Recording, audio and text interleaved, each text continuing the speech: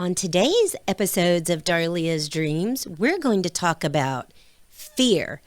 Fear of living our dreams and how not to let it stop us.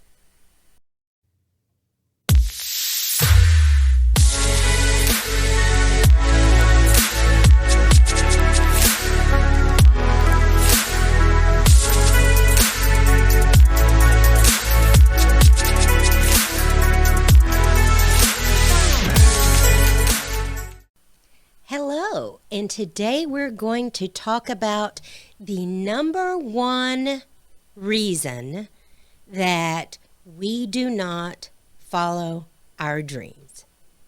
And the reason is fear. That's right, my little diamonds, it's fear. Now let's talk about fear for just a minute. There are many different kinds of fears that we face throughout our lives. There are fear of heights, there's fear of spiders, and then a lot of people's big number one fear is fear of public speaking. So somewhere in my 30s, I began to suffer from extreme fear and anxiety. Something I'd had a little bit on and off throughout my life, but never what I started to experience in my 30s. And this just isn't regular shake it off kind of fear. This is complete, debilitating, can't breathe, can't speak, trembling, can't get any words out, that type of fear. It came from nowhere, but it was full-on panic attacks. Now, I do a lot of public speaking, so this catches a lot of people kind of either they don't believe me or they never knew this about me, but those that know me well know that when I'm going to be doing public speaking, I have a whole ton of rituals that I do before I get on stage. So I'm doing my Superwoman poses, deep breathing techniques, all this stuff to get myself prepared so that when I go up on stage or I get in front of the audience, I'm not just a trembling, shaking mess, and I can't get any words out. So you'll still see me doing all that stuff today before my speeches, and sometimes, if it's really bad or the audience I'm not familiar with, then I start a lot of the speeches out with being very honest about the fear of public speaking, or just being honest about the fact that I'm nervous, and sometimes even bring the audience in with me, and I'll just show up and I'll be like, hey guys, everybody stand up. And so I get everybody to stand up with me and we do some deep breathing, and it gets everybody in the mood and helps them to pay attention to my speech and helps relax me. So when I'm ready to present the material, we're ready to go.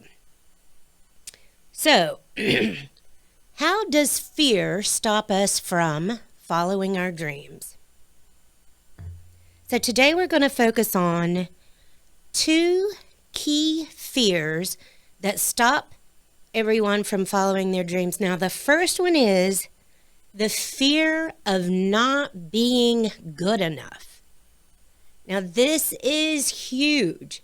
It's even a bigger problem for women than men, but it's that true fear of not being the expert, not being good enough. Will people want to listen?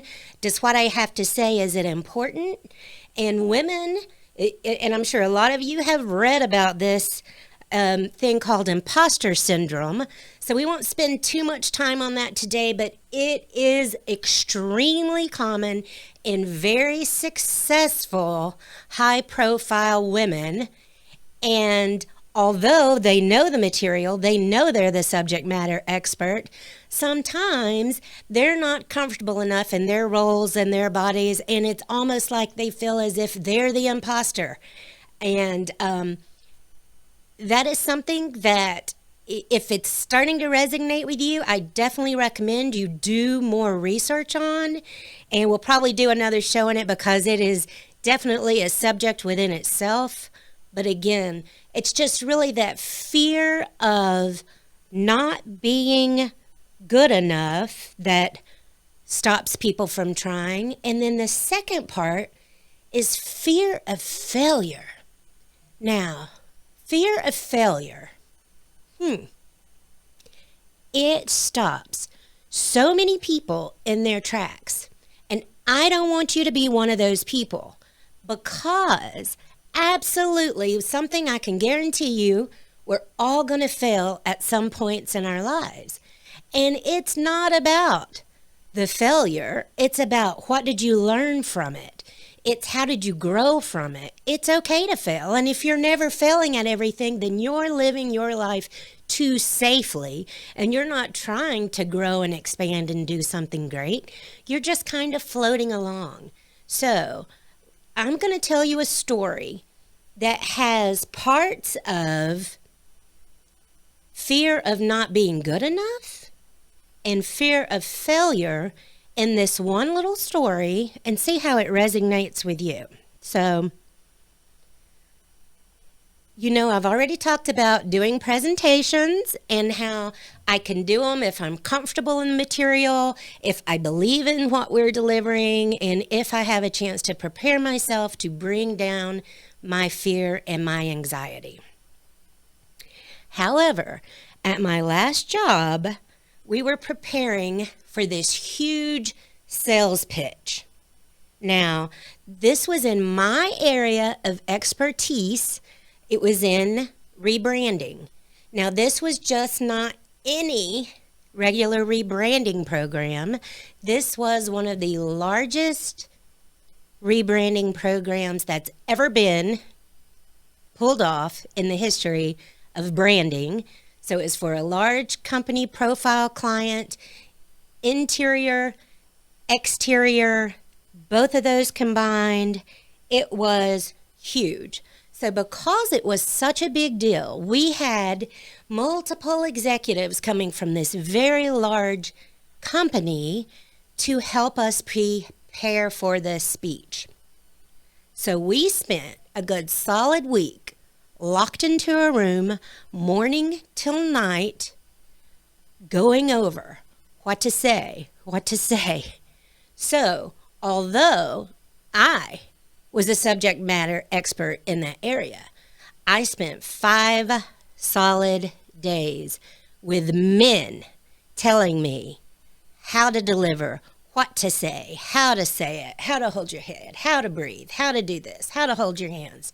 And I'm here to tell you that is the worst 5-day experience of my career. So, we delivered the speech, and we had the sales pitch, and we did not win the business. So, I'm here to tell you, we tried, we lost, and that's okay, because I learned a lot during that 5 days, and the main thing I learned is, in my best Scarlett O'Hara, as God as my witness, I will never let anyone tell me how to be me. I will never let anyone tell me how to deliver and what exactly to deliver when they don't know what the customer needed, what the customer wanted, and nobody else is an expert on you but you. No one can be a better you than you can be of yourself. So don't let people try to do that to you.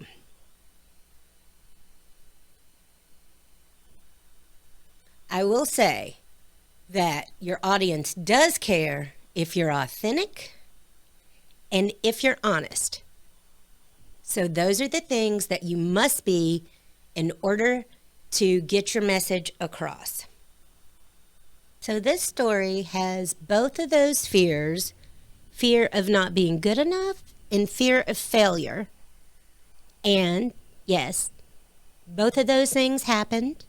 And what am I doing today? I'm running that very large program for a different company that's allowing me to do it my way, the way I want to do it, and without being told exactly how to hold my head and how to breathe so I can be authentically me. So, what I suggest is don't be afraid of not being good enough, because there's no better you than you. And if you don't feel comfortable with your material, then absolutely study, take a course, do whatever you need to do to make you feel confident in that. But don't let it stop you from following your dreams. And the second part, fear of failure. We've already talked. Absolutely, we're going to fail. It's part of life. It's what makes us grow. Guess what? It feels horrible to fail. I mean, absolutely horrible. But we've got to get back up, dust ourselves off, and really try again. And you can do it. So what we're not going to let is fear, no matter what your fear is, stop us from following our dreams, because we will never succeed. We will never step into the next portion of our lives if we don't spread our wings and just try it. So that's what I wanted to talk about for today, is don't let fear stop you. Be brave, be bold, live your best life. No apologies needed, no permission needed. So get out there, try something new, and you do exactly what you wanted to do without asking anyone for permission. So thank you, and we will talk soon. Bye.